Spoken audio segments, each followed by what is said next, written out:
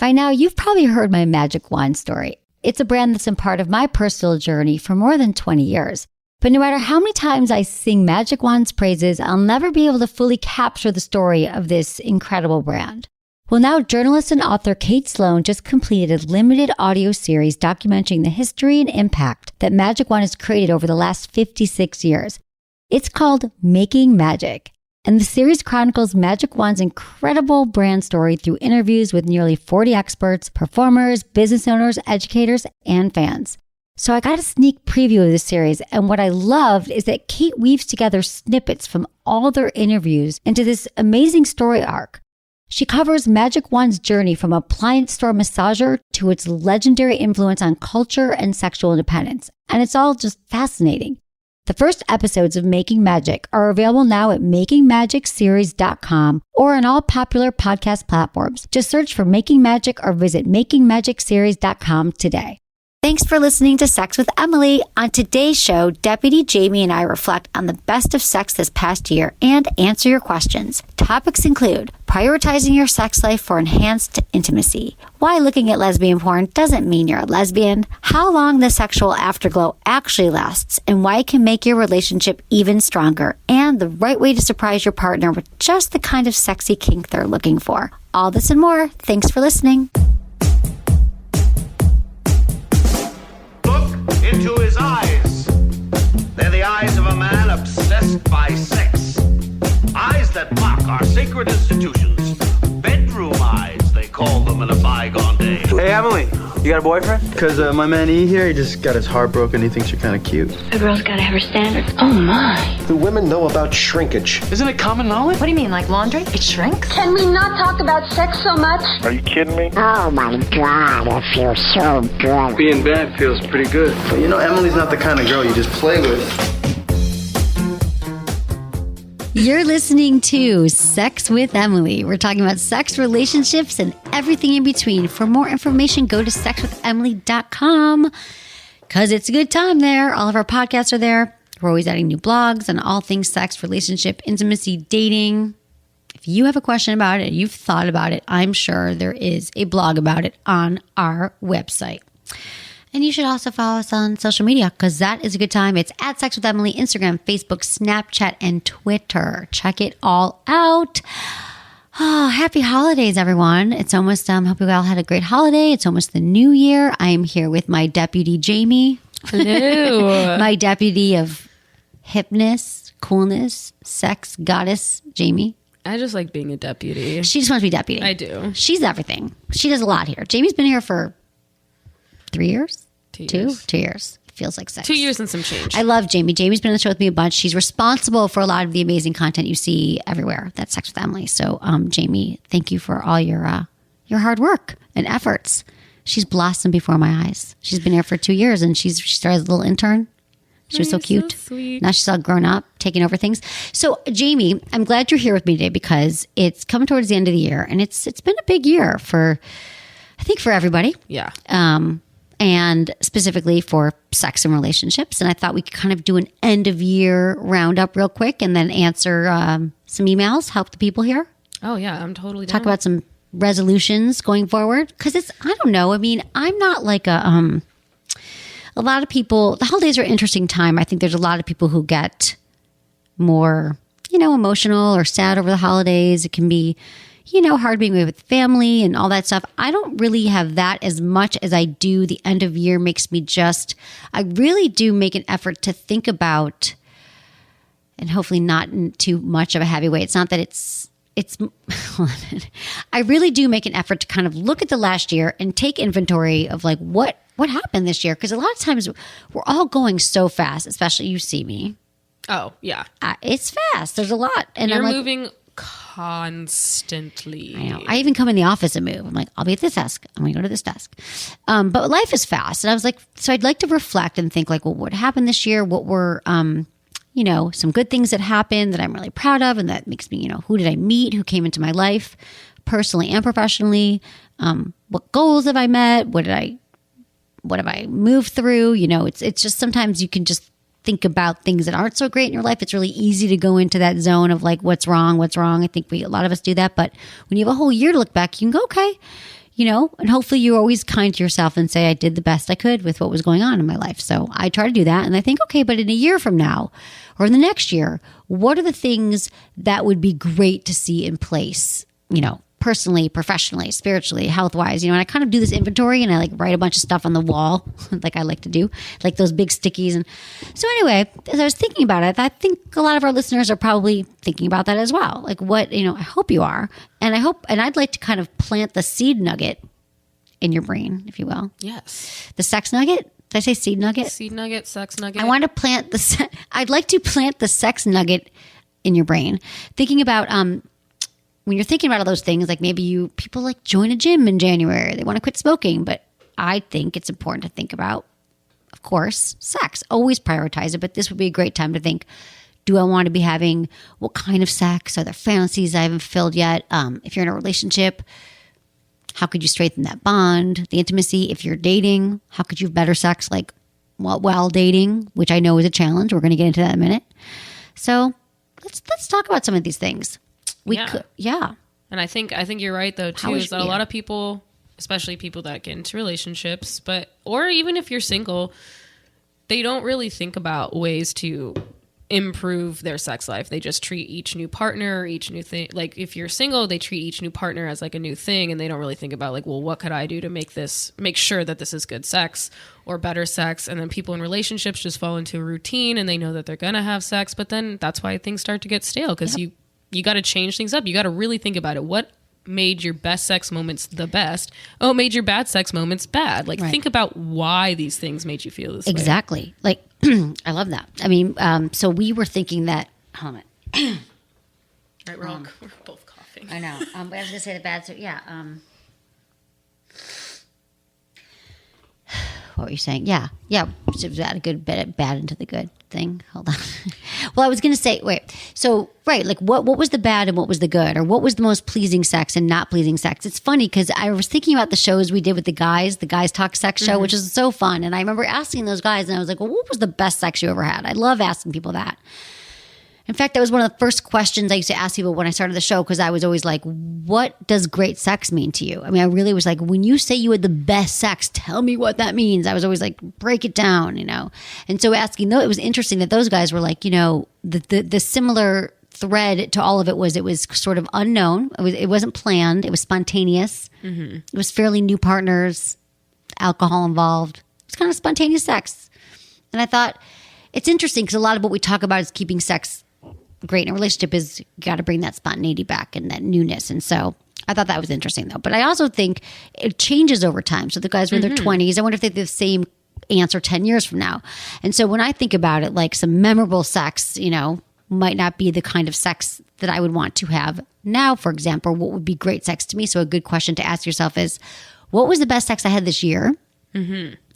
And what would I want to see happen in the future? What was the worst sex? So I was thinking about, we could highlight perhaps I'd like to, should we get into that now? Yeah, no, I mean, I think it's, I agree. I think it's like people tend to think of the best sex they ever had, but they don't think of this year. Like think about the year, just the year. Because my best sex ever did not happen this year, but from this year, I can pull out the best sex of this time. If you focus on stuff like 7 years ago, that was the best sex, you might even try to reenact that, but it might not even be the best for you anymore because it was 7 years ago. But if you think about something in a year, it kind of makes it a little more tangible. Right. It's a little more anecdotal maybe when you look back on stories like from years ago. You're like, oh, it was really fun. It was crazy. We were at this, rooftop party. We had sex outside or whatever your great sex was. And as you know, being a sex and relationship expert, I think people assume I always have amazing sex, and I'm going to come clean here and tell you that I don't always have amazing sex. I do my best to make it better, but if I think about my high and low this year, or I talk about this year, I did. I had some sex that was just not great, and then I had some amazing sex. So what was your best sex? Should we start with the best? Let's start with the best, and then we'll contrast it. My best sex this year, a really memorable sex. Oh, it kind of had all the elements we're talking about. My best sex was at Wanderlust. You have to come next year. Wanderlust was that really cool festival I did in Tahoe this summer, and I talked for 2 days about sex. And it's like a huge yoga festival. And they do it in like a bunch of different exotic cities, and it's just a lot of people running around like scantily clad doing yoga and like a lot of healthy happy people, obviously. They're doing yoga all day. And I actually did the one sex track. So I did 2 days of sex.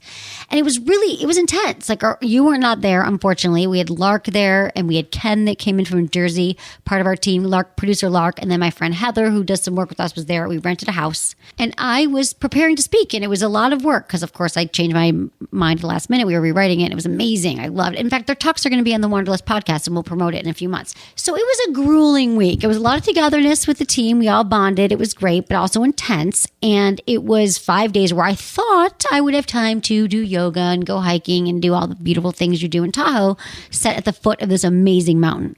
But there was a lot of work. So it went until Sunday. We were there like Wednesday till Sunday. I gave my last talk Sunday at about 2. It was over at 3. And the one thing, besides yoga, all the classes were done. But the one thing I wanted to do the whole time was to take the tram to the top of the mountain, and there was a pool party that was going on the whole time. Oh my like God, at the top of the mountain, right? Everyone's like, "Oh my God, have you been to the pool party?" I'm like, "I have no time to party." So I looked at Lark. I was like, "You know what? We have an hour left till we have to leave and go to our flight. It's open for another hour." I think the pool party went till 4, and it was like 3. I'm like, "Let's just go for an hour, check out the top of the mountain, have a drink." We've been working our ass off. So we get to the top of the mountain. It's beautiful, going up, up, up. Have you ever been, Tahoe? Over the mountains? I want to go. And in the summer, bad. it's so beautiful. The gondola. Is it gondola or tram? It's both. Tram, gondola. It's tram. It's tram. Tram, gondola. Hold on. So you're Tahoe, you go up. It's beautiful. You've been to ski resorts in the... Yeah, I mean, I've been to like... I'm wildly Mammoth. gesticulating at you right now. Okay, so I went up the mountain and we get there and it's like, oh, it's so beautiful and the air was perfect. We walk over to the bar and they're like, nope, sorry, we're shut down. Party's ending. And I was like, oh, but you don't understand. Like we just got to the top of the mountain and there were still people like scantily clad in the pool and like music. He's like, nope. And I was like, you know me. I was like, come on. Like anything, like I'll pay you. I've got like I had like a dildo. I'm like, I'll give you a vibrator. He's like, nope, no more beer. I'm like, oh my God. Okay, that's fine. And so I sat down with Lark and we're just looking and we're like, oh, it's fine. And then I was like, well, I should get a picture because we hadn't taken many pictures and it was a beautiful view. And Lark's like, well, you should just go over there. And she was exhausted. She'd been on her feet all day. She's like, just walk over there and like take a picture from that cliff. So I walk over to this cliff and of course I'm wearing like 2-inch heels or 3-inch heels and I'm like trying to get over these rocks to take this beautiful like outlook picture and as an overview picture of the entire city. Mm-hmm. And I walk over and this guy comes up to me, puts his hand, he's like, hi. He's like, can I help you? Where are you going? And I said, he had like a beer in his hand and I said, give me your beer.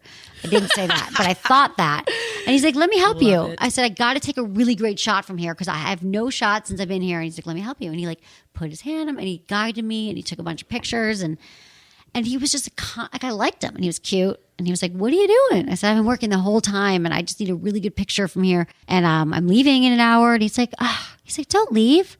I'm with my buddy and we've got like a party to go to and it's been really fun. And he was really cute. Like I'm like thinking, how am I meeting someone? Like literally, I think I had walked away from Lark and maybe 15 seconds had gone by and this guy comes up to me. I walk back to see Lark and it turns out our flight ends up being canceled. We go and get, dinner and drinks with him and he's got a really cool friend and we're all hanging out and it just like all fell into place. He was really kind. He was really attentive. He was just like interesting and interested and he's very attractive. And we ended up getting a room. All shared a room. And he was 2 of my favorite things. He's a trained massage therapist and you and the massage therapist. Dude, That's you're great. right. You're right. That's my second. You know what? This is date why- a massage therapist, but that's not what is his main thing. He did it on the side and he meditates. But he meditates. And he's like a healer. All And of those things not a sound hippie great. though. And he was so great. And everything I told him, I was like, I like when you touch my shoulder. And then he kept touching it. Or I like when, and I was just very able to communicate with him. And I felt like he understood what my body needed. And I understood what he needed without being able to speak. I instantly felt safe with him and connected in a way that is difficult to explain only when you look at it against like the bad sex of the year. And you're like, oh, I get it. I get it when you're not really connecting. Someone's not listening to you and you're not jiving. So we like had a good energy. We still text. He's not my future, whatever. But it was like this moment of like, and it had those elements like we talked about with the guys. It was spontaneous. Didn't know it was going to happen. Didn't know him. He was kind of a stranger, but felt instantly safe and was like, had amazing hands. And that doesn't happen all the time. No. I mean, everything was comfortable. We showered together and it was a really fun, unexpected evening. So that was my best sex. Oh, I like that. It's a good one. Oh, Yeah. I want to go to Wanderlust. Hopefully, we'll run into You'll him come again. next year. Okay, so James, so here's how we can kind of learn maybe best and worst. So I would have to say that was my most memorable sex of the year. So if anyone I've slept with this year is listening, you're great too, babe. I can only name one.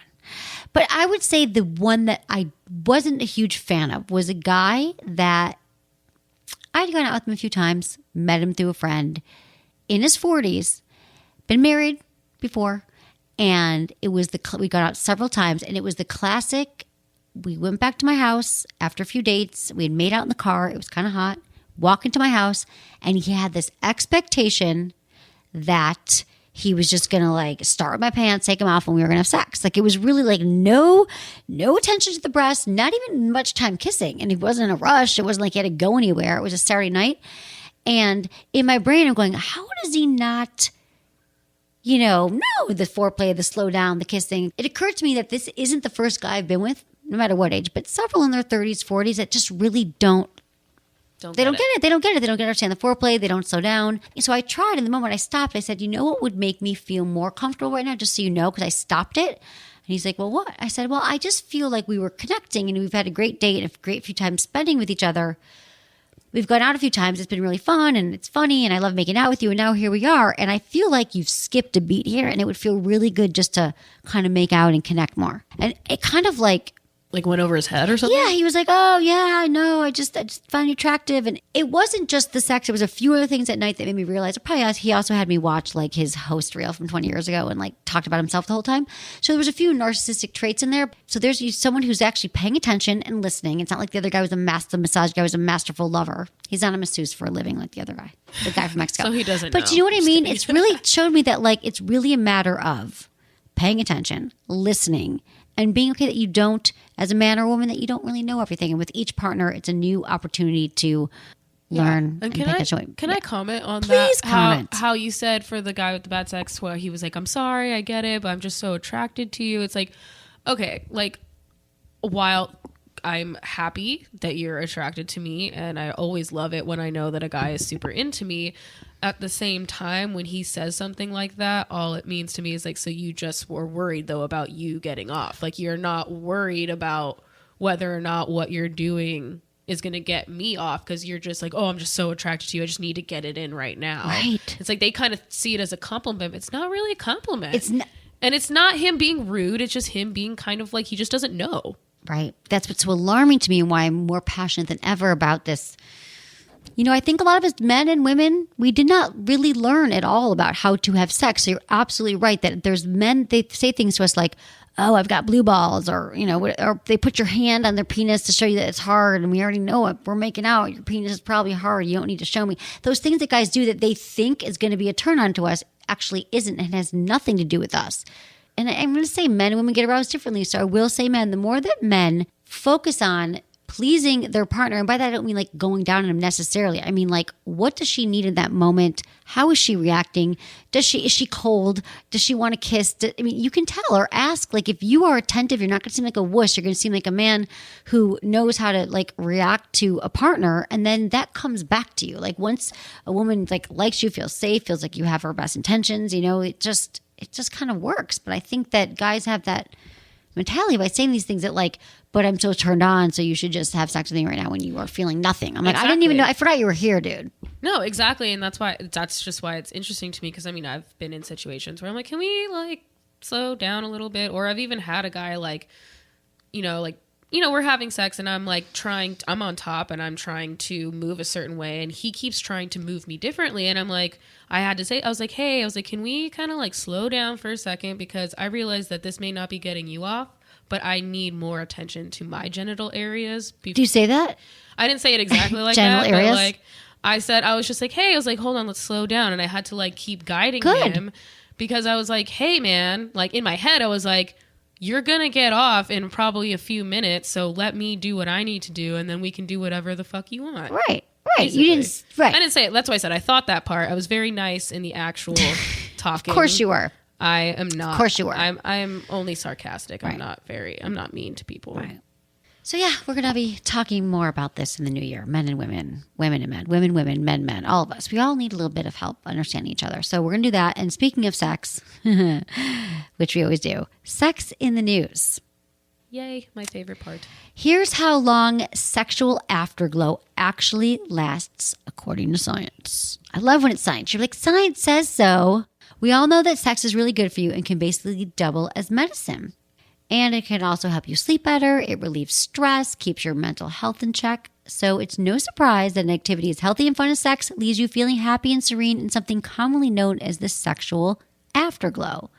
Turns out that splendid post-coital glow is actually all emotional and comes from the happiness you feel courtesy of the love hormone oxytocin. We talk about oxytocin a lot. The cuddle hormone, the orgasm hormone. It's that connected hormone that we feel after we have sex, especially with a partner. So in this study, they researched couples having sex and how satisfied they were in their relationship. So the couples reported increased sexual satisfaction on the days they fooled around, but most importantly, they discovered they had higher feelings of intimacy and happiness, aka the afterglow, that lasted, get this, for 2 days after sex, after roll in the hay, it says. Not that I would say roll in the hay, but the study says roll in the hay. So that means it lasts for 2 days after. That's how long when couples have sex and then connect. That's great. It is great. It's better than what other drug? Nothing lasts 2 days. What drug lasts 2 days? I mean, well, not that I'm advocating drug use, but, But if your drug is lasting longer than 2 days, then there's something probably going very wrong in your body. But this is right. But this is great because this is natural. Mm-hmm. Natural drugs are great. Natural hormones are great for you. I think it's great too because it kind of works with both sides for the people that have lower libidos in the relationship and for the people that have higher libidos in the relationship. Because the people with lower libidos can say, hey, we don't have to have sex every day because the satisfaction, at least every 2 days, or at least every few days. It doesn't have to be like that either. It can just be once a week. But you know what I mean? So it helps them. Yeah. And then it helps the people with the higher libidos to get the people. It's like, we'll be actually closer if we have sex more than once a month. Exactly. That's the thing. The couples who say we don't need it that much. It is the connective tissue. It is the glue that is keeping your relationship together from just being roommates and not being connected. And I think that couples who don't have as much sex, they forget that it actually feels good. And the more you start doing it, they're going to want to have it again. So these couples, they keep it. It's a good reason to keep it going. And I feel like from so many people we hear from and a lot of close personal friends where I happen to know they're play by play on their relationship for the last 10 years. All my friends who are in healthy relationships, even though there's a lot of times they hate their partners, they say they hate them. Yeah. They love them. And it's when they have sex and they connect again, it brings you back. So afterglow. I'm all about the afterglow. Yeah. I do want to say, I think my favorite part of this study is that during the 48 hours, the sperm is at a lower quality. And also the sperm can only survive for 2 days within the female reproductive tract. So it's kind of interesting because it's that 2 day period just kind of okay, this is my person, kind of keeps them, it keeps them connected. Keeps them bonded, exactly. And it's waiting until because, if you go back to mating, to, having sex for reproduction purposes, it's okay, you're not going to look for another mate for another couple days because the sperm may be inside you and his sperm is not ready. I just think that was really interesting. No, it's really true. It's all about biology and how we mate. God, I love a good sex study here, Jamie. So if there's any incentive, you guys are I'm too busy, I ate too much, I'm too full, busy holidays are too crazy, you should still have sex. You always feel better. Just like the gym, I always say it. I don't think I've said that in a very long time. You never regret going to the gym, and you don't regret having consensual sex with someone you love. I don't think you're ever going to be right? So do that. Have some afterglow. Yeah. 'Tis the season. Glow it up.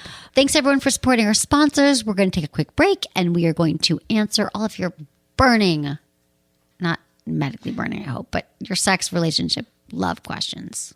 Right, James? Of course. It's what you do best. That's what we do. We are back.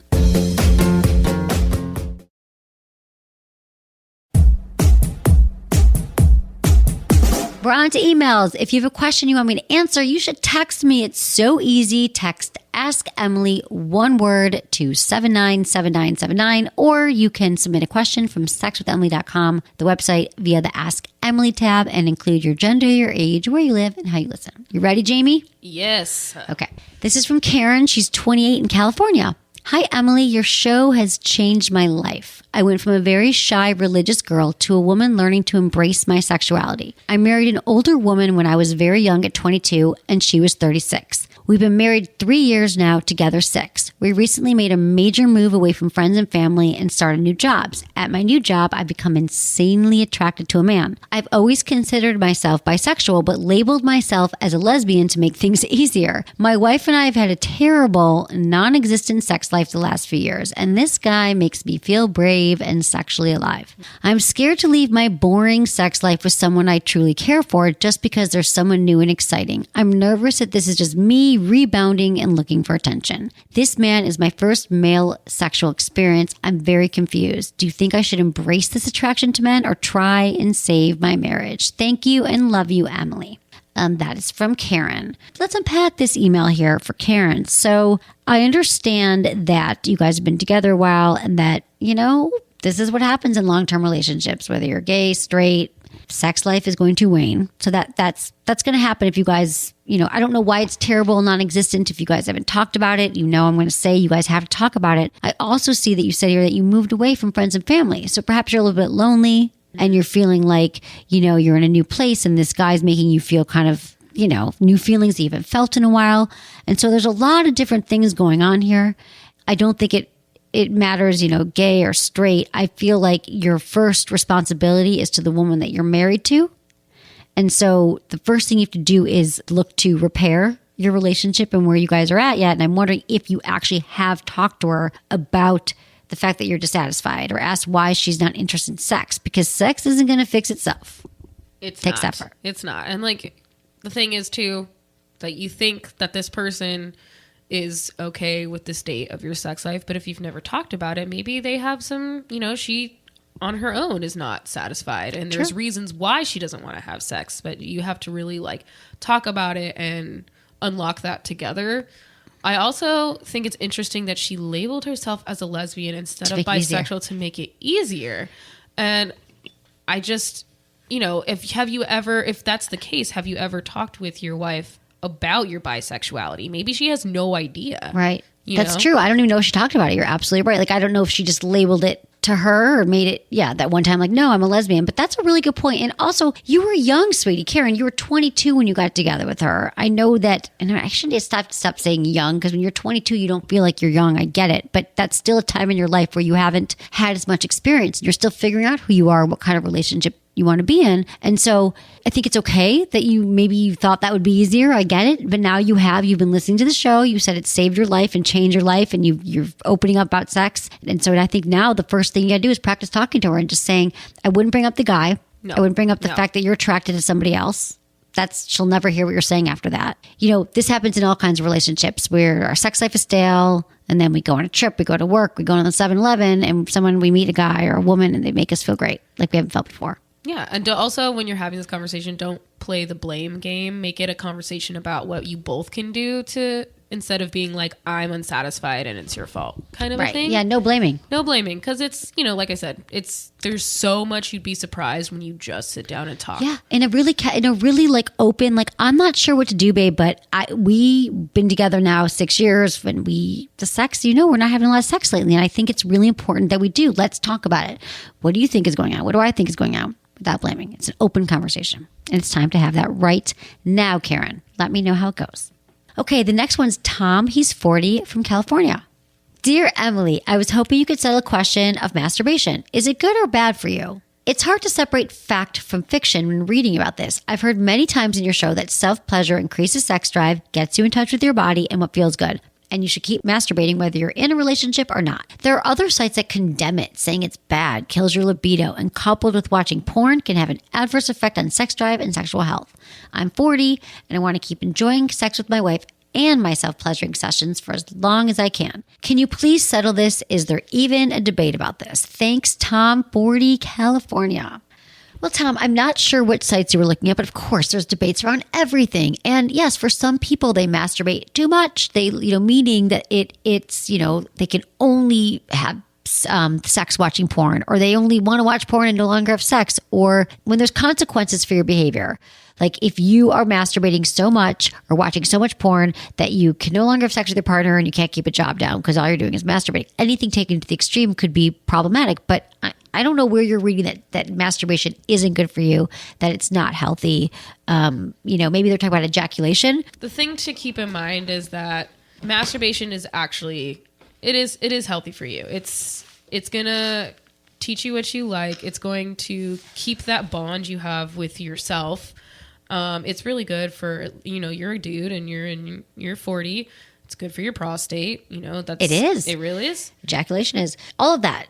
Right. And I'm wondering though, here's my question though, Jane, when I'm reading this, I'm wondering if his wife is concerned with his masturbation at all, or if there's something that he's, Tom, I wonder if there's something you're trying to like hide from it, or if you're feeling guilt or shame about maybe, I don't know. Like, I wonder if there's something else here, because I'm wondering why you're asking. Like, I feel like you love your wife. It sounds like you're having sex with her still.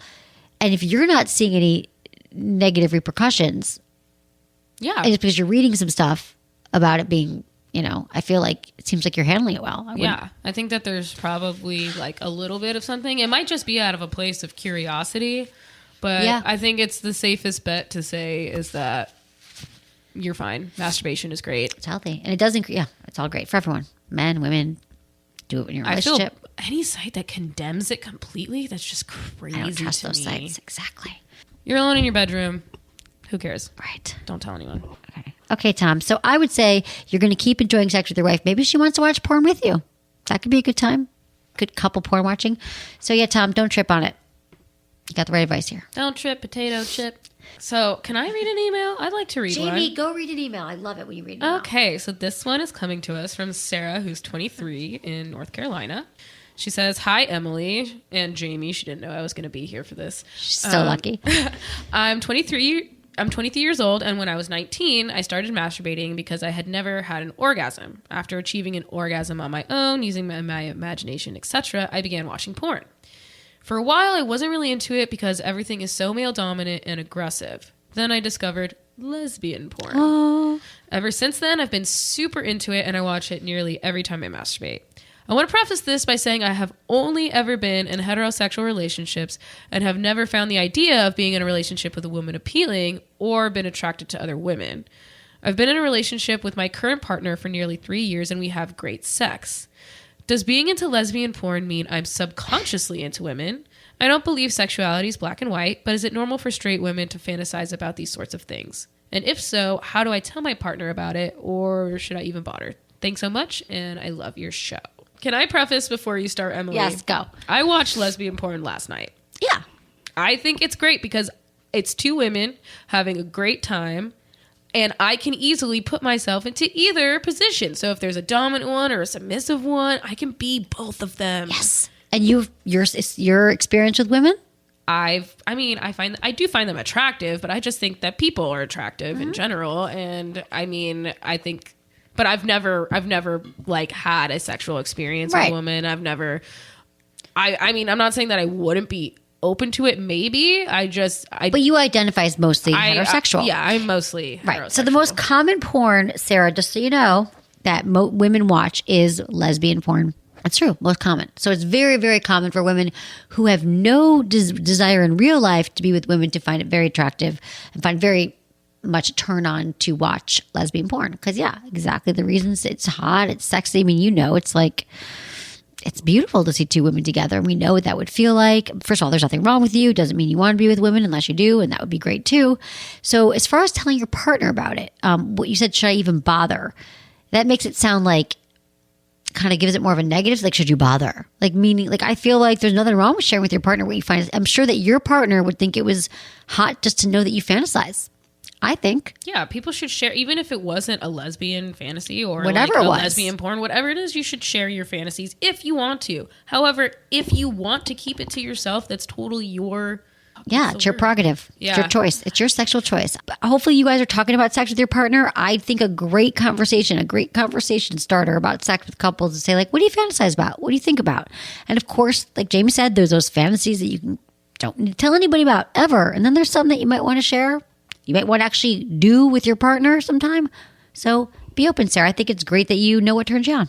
That's what I got to say about that. Yeah, and just No because worries. you bring it up doesn't mean that he's automatically going to be like, okay, let's have a threesome. Like, you can literally preface that you're like, this is just the porn that I watch, so don't get any crazy ideas if that's not what you're into. Right, exactly. I wouldn't trip on it. Okay, good question. I think a lot of women, we've heard a lot of that over the years. You're fine. Okay, this is Miri. She's 28 from Newport, Kentucky. Hi, Emily. I've been with my partner for almost 10 years, and we enjoy broadening our sexual horizons together. He's recently confessed he wants to enact a fantasy where he is taken by force. I replied with, you mean like surprise sex? He explained how he wants to be tied up and taken advantage of, like spanking and a little rough play. I would love to help him, but since he wants to be surprised, he's not sharing his limitations with me. How can I take the next steps and create his fantasy in a safe way while respecting his desire for surprise? Having been together for a long time, I do know his bedroom dislikes and likes, but we haven't engaged in rough play. Tips on playful rough play would be so helpful. Can you share your ideas for how I should move forward? Thank you, Miri28. Okay, so Miri, here's the deal. Love that you're so on board with your partner, but you need some more information. He can't just say like, I want some rough play, go, come back in a day and be rough with me. Like, you got to give some more information here. So I think that that a little bit more, because what I'm hearing here is like a lot of questions we've got asked, or people get stumped with the how do I start? Like, I know my partner wants me to talk dirty, but what's the first word I say? And he's like, I know he wants rough play, but what do I do? And I feel like this partner was so specific about his scenario, like taken by force, and he wants to be tied up. And so he does know what he wants. And so I feel like this would be a great time for you guys to go to like, where she live? Newport, Kentucky. They could go shopping on the website together. They could go to a sex toy store and you could buy, like you could look at like, or watch some porn together, some bondage, and like he can kind of show you what might be hot to him. Yeah. And what he likes.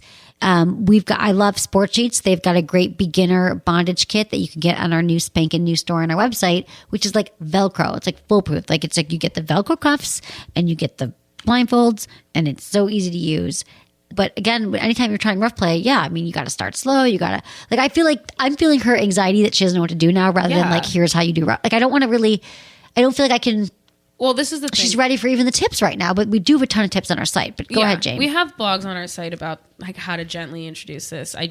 The thing is that just because he wants to be surprised doesn't mean he can't tell you his limitations beforehand.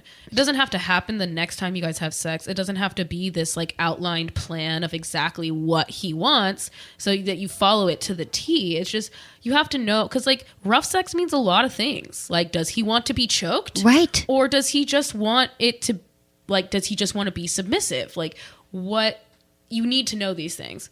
But if he really, really just wants to be surprised, or if you just want to get into it, I still think both, you know, I agree with Emily. You really do need to talk about it, but just start off slow. Start off slow and look at his reactions. Is he liking it? Is it going too far? Does it seem like he's into it? And also, I think blindfolds help with this a lot, because that's going to heighten his senses. So you don't even have to be being that rough, but because he can't see anything, it's going to make it seem like it's a little bit more rough than it was. Right, because she wants him to be dominant too. So he wants her to be dominant. So that is a very dominant role. Yeah, you're in control. You got the blindfold. Yeah. And I think what would be an interesting thing, because you brought up Sport Sheets, which they do have a lot of great beginning bondage things. They have these under the bed restraints. Oh, I love them.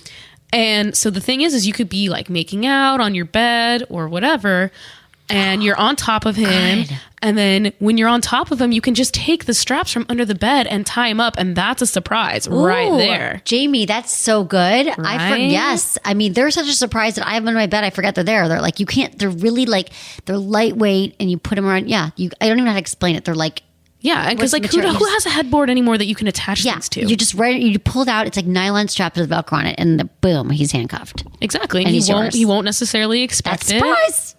That's a good move. I like it. So I would get a little more information if this is making you anxious where to start.